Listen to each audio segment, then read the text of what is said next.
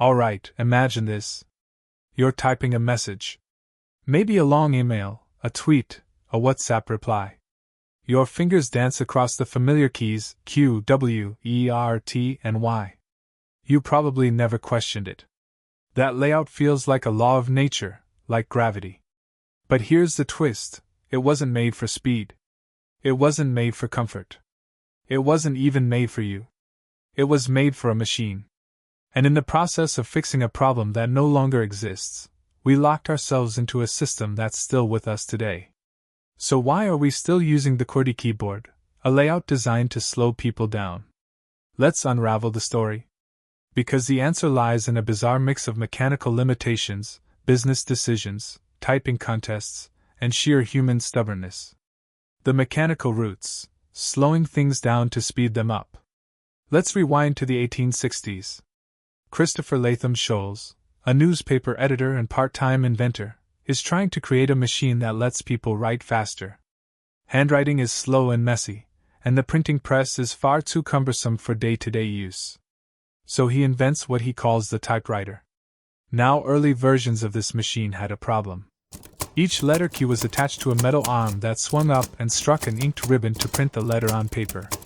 When people typed too quickly, those arms jammed together like tangled coat hangers. Sholes came up with a solution: rearrange the keys so that commonly paired letters, like T and H, were far apart, physically. That way, the type bars wouldn't clash. The result? The QWERTY layout. It was brilliant, for 1873. But here's where things took a turn. The Remington effect, branding a layout into history. Sholes sold the patent for his typewriter to Remington and Sons, a company that had made its name selling guns and sewing machines. They had the manufacturing power to bring this machine, and the QWERTY layout, to the masses. Remington marketed it hard. They put it into businesses, government offices, and schools. It was clunky, yes, but it worked. And once secretaries and typists learned the QWERTY layout, retraining them became a costly proposition. So instead of evolving, the system entrenched. By the early 20th century, QWERTY wasn't just a keyboard layout, it was the standard. And like most standards, it became really hard to change. But then came Dvorak. Let's fast forward to the 1930s. August Dvorak, a professor at the University of Washington, looks at the QWERTY layout and sees chaos. Inefficiency. Finger strain. Missed opportunity. He and his brother-in-law, Dr. William Dealey, create the Dvorak simplified keyboard. They design it based on logic and frequency. The most common letters go on the home row, right where your fingers rest. Your strongest fingers get the heavy lifting. The result? Less movement, more speed. It's elegant, it's ergonomic, it's superior. And almost no one uses it. Why? Because Dvorak faced a classic problem: inertia. Companies didn't want to retrain workers. Schools didn't want to rewrite textbooks. And the keyboard manufacturers? They just kept making what sold. Even when the US Navy tested Dvorak and found impressive gains in speed and accuracy, QWERTY held its ground. In a battle between better design and widespread adoption, adoption won. Network effects, when popularity becomes power. This is where the network effect kicks in. It's the same force that keeps people using Facebook, keeps iMessage locked into Apple's ecosystem, and made VHS beat Betamax even though Betamax had better quality. The more people use something, the more valuable it becomes, regardless of whether it's the best option. The QWERTY keyboard is a perfect example. Once millions of people learned it, it became too big to fail. QWERTY in the digital age. So here we are, more than 150 years later, using a layout designed for type bars that haven't existed in generations. And not just on desktops or laptops, on phones too. Think about that. On screens smaller than your hand, we're still using QWERTY. Not because it makes sense, but because it's what people know. Sure, there have been innovations. Swipe keyboards. Predictive text. Voice typing. But the skeleton is still QWERTY.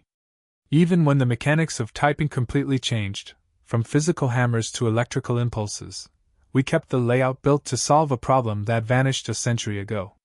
Why? Because every time someone proposed a better idea, they were too late. Alternative layouts today. Still, some people have made the switch. There's Colemak, a modern alternative to QWERTY that strikes a balance between comfort and retraining ease. There's Workman, optimized for English text with minimized finger travel. And of course, Dvorak, which still has its cult following. But even among coders, gamers, and productivity enthusiasts, these layouts remain niche. Because as efficient as they may be, the cost of learning them, at least for most people, outweighs the perceived benefit. You'd have to relearn muscle memory, adapt to software defaults, and reconfigure every new keyboard or device you use. And let's face it, we're lazy. Ergonomics, RSI, and why it still matters. But here's why this matters. Repetitive strain injuries, RSI, carpal tunnel syndrome, and digital fatigue are real issues. QWERTY wasn't designed with the human body in mind. It was designed with metal arms in mind. Today, millions of workers, writers, gamers, and students type for hours each day. And many do so using a layout that makes their fingers work harder than they need to. So while we may have software shortcuts and better devices, the foundational design is still causing unnecessary strain. That's not just historical, it's personal. Beyond keyboards, the future of input. What comes next? Maybe it's voice. Maybe it's AI-powered thought-to-text interfaces.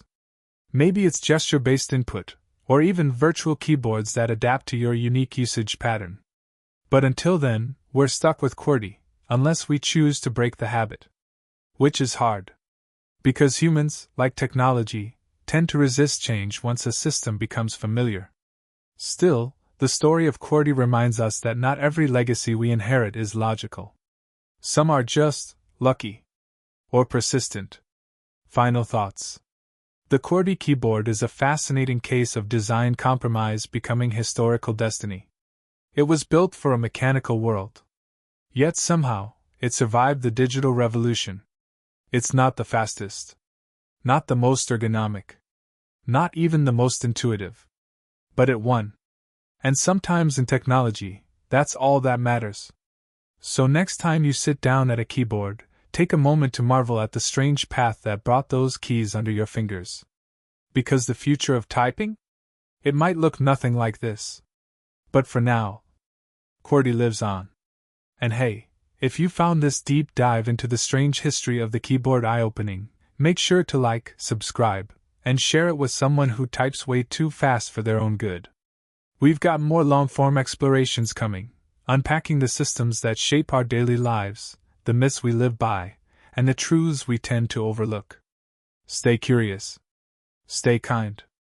And I'll see you in the next one.